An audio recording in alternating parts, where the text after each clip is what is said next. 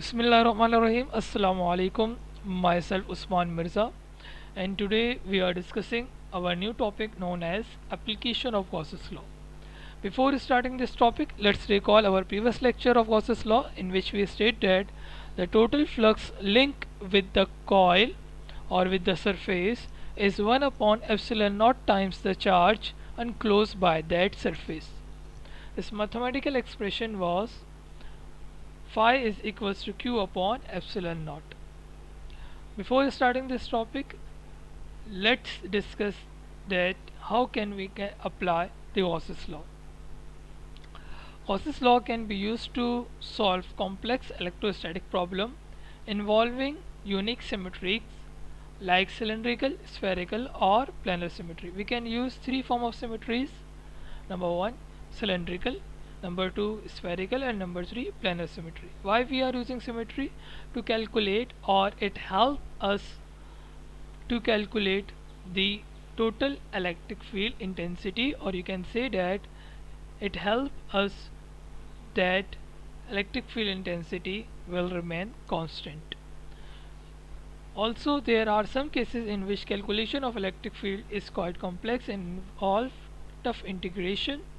Gauss's law can be used to simplify the evaluation of electric field in a simplest way. How can we then apply the Gauss's law?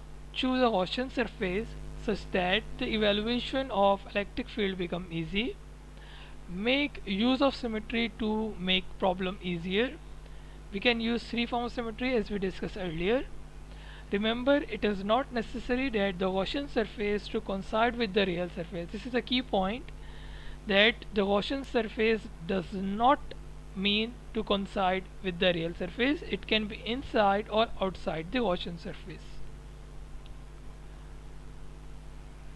Now, just recalling the Gauss's law that we have discussed in our previous lecture, that phi is equals to E dot dA, where E and dA are parallel to each other. That's why their angle between them is 0 degree and cos 0 is 1. उसके बाद integration of D A लिया जा रहा है. Integration of D A का मतलब है हम total surface area of sphere calculate कर रहे हैं, और वो बराबर होता है 4 पाई आर स्क्वायर के, और ई की value 1 upon 4 pi epsilon not Q upon are square. इस तरीके से 1 upon 4 pi epsilon not Q upon are square. जब दोनों वैल्यू हम यहाँ पे सब्स्टिट्यूट कर देंगे तो हमारे पास 1 upon 4 pi epsilon not Q upon are square into 4 pi r square. 4 pi से 4 पाई कैंसिल हो जाएगा, आर स्क्वायर से आर स्क्वायर कैंसिल हो जाएगा. ये रिलेशन हमने लास्ट टाइम भी ड्राइव किया था. Total flux, electric flux is equals to Q upon epsilon not.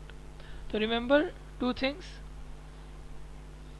that we have to use a Gaussian surface to evaluate the electric field, and it is not necessary that Gaussian surface to be coincide with the real surface.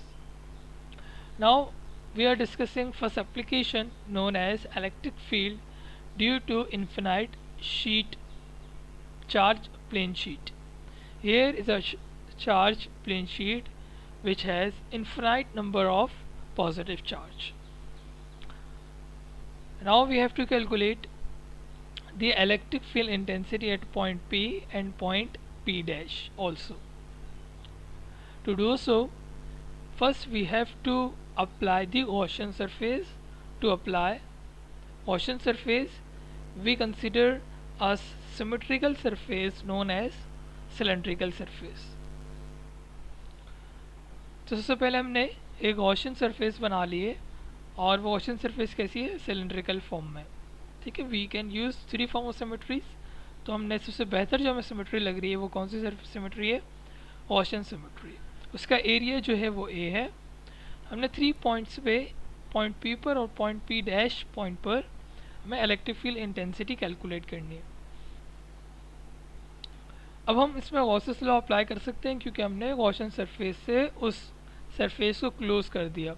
तो कुछ charges इस symmetry जो हमने cylindrical symmetry बनाई है उसके अंदर place हो जाएंगे इस तरीके से.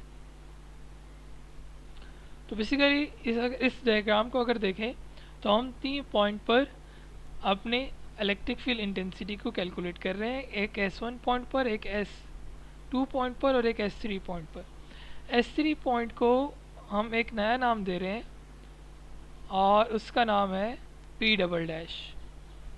इस P डबल डैश पे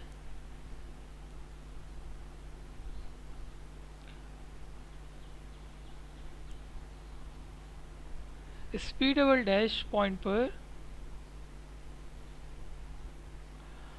हमारी जो इलेक्ट्रिक फील्ड इंटेंसिटी और वेक्टर ए के दरमियान जो एंगल फॉर्म हो रहा है वो 90 डिग्री बन रहा है और cos 90 ज़ीरो हो जाएगा।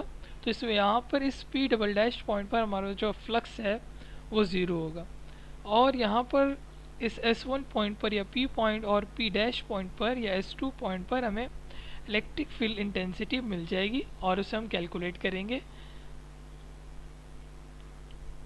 तो इस तरीके से हम इलेक्ट्रिक फील्ड इंटेंसिटी कैलकुलेट कर रहे हैं यूजिंग P और P डैश पॉइंट पर।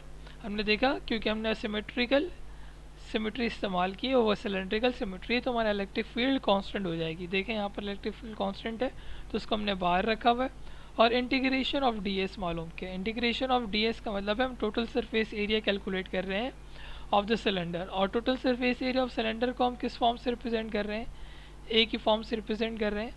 Total surface area of this cylinder is a, तो इसके यहाँ पर a आ जाएगा और same for P dash point. तो हमारे पास इस तरीके से 2EA बन जाएगा। ये बन गया total flux through the surface. हम P डबल डैश पॉइंट को नहीं लिख रहे क्योंकि वहाँ पर जो फ्लक्स जनरेट हो रहा है वो ज़ीरो हो रहा है because of the angle between E and DS।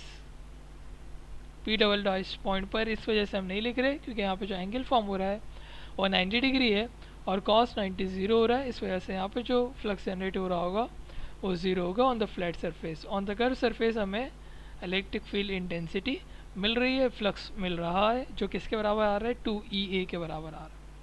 अगर हम if sigma is the charge per unit area of the plane sheet then the net positive charge within the surface is Q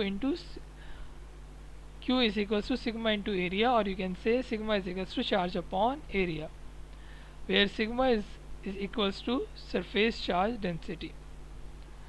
तो sigma की value क्या हो जाएगी, charge upon area, और charge की value क्या हो जाएगी, sigma into area. By applying the Gauss's law, Gauss's law क्या होता है, total flux is equals to Q upon epsilon naught. तो क्यू की वैल्यू कितनी है, सिग्मा इंटू एरिया, वो हमने पुट कर दिया। और फ्लक्स की वैल्यू हमने प्रीवियस स्लाइड के अंदर देखा, वापस आई थी 2EA, टोटल फ्लक्स इसके बराबर आ गया 2EA, उसे हमने यहाँ पे पुट कर दिया अपने लेफ्ट साइड पर 2EA, और राइट साइड पर हमने क्यू की यहाँ पे क्या पुट कर दिया, सिग्मा इंटू एरिया, नीचे epsilon naught as it is. फिर हमने E मालूम करना है, एरिया से एरिया कैंसिल कर देंगे, एरिया से एरिया कैंसिल करने के बाद इस 2 को डिवाइड करते हैं तो ये हमारे पास ये वैल्यू आ जाएगी इन्फिनाइट शीट ऑफ चार्जेस की। अगर हम इलेक्ट्रिक फील्ड कैलकुलेट करें तो उसका फार्मूला आ जाएगा E is equals to sigma upon 2 epsilon naught. Hope so कि आपको पहली एप्लीकेशन समझ में आ गई होगी।